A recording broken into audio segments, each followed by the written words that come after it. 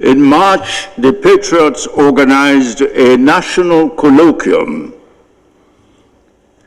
and the attendees of the colloquium included many former governors and many former and serving senators and members of the House of Representatives, as well as several academics and constitutional lawyers, plus members of the general public. The colloquium unanimously adopted a view which they requested should be conveyed to you, Mr. President, and to the National Assembly.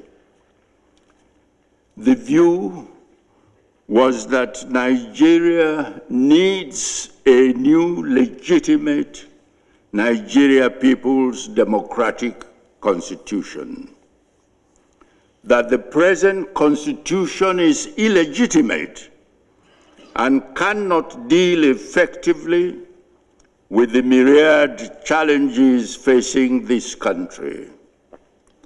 In other words, that our present governance system needs to be restructured.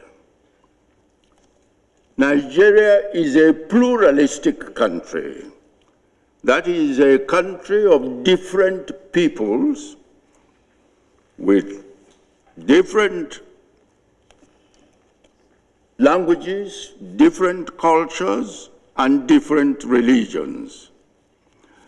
Experience throughout the world has shown that the pluralistic countries that have survived as united political entities are those that addressed the basic challenge of pluralism, that is, their diversity, through truly federal constitutions, and that those pluralistic countries that persisted in their non-truly federal constitutions ended up disintegrating. Examples of the pluralistic countries that have survived are Canada, Switzerland, and India. And the examples of the pluralistic countries that persisted with non-truly federal constitutions which disintegrated are Yugoslavia, which broke into 7 independent countries after almost 100 years' existence as one country, and Czechoslovakia, that separated into 2 countries. And coming nearer home here in Africa, Sudan, which broke into 2 countries after existing as one country for about 3,000 years. We believe, therefore, that if Nigeria is to effectively tackle its myriad challenges and to achieve its potential as a politically stable democracy, it must restructure its present governance system to a truly federal system based on the factors recognized by Nigeria's founding fathers, who negotiated and agreed the 1960-1963 constitutions.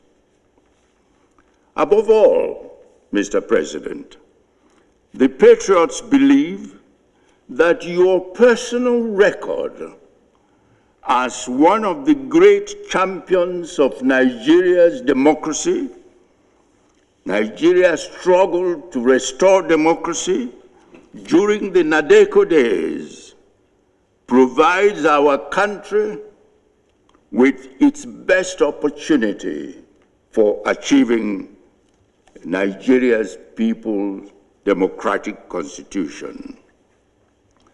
To this end, we have come to appeal to you to send to the National Assembly the President's executive bill, which would call for two important measures. First, the convening of a National Constituent Assembly with the mandate to produce a draft People's Democratic Constitution. The Constituent Assembly should be of directly elected individuals, elected on non-political party basis from the 36 states of the Federation, possibly 3 individuals per state and 1 from the Federal Capital Territory. They should be assisted by 7 constitutional lawyers, drawn 1 each from the 6 geopolitical zones and 1 from the Federal Capital Territory. And the deliberations of the Constituent Assembly should take into full account the 1960 and 63 constitutions, as well as the recommendations of the 2014 National Conference, and indeed of the various other national conferences that considered the Nigerian Constitution.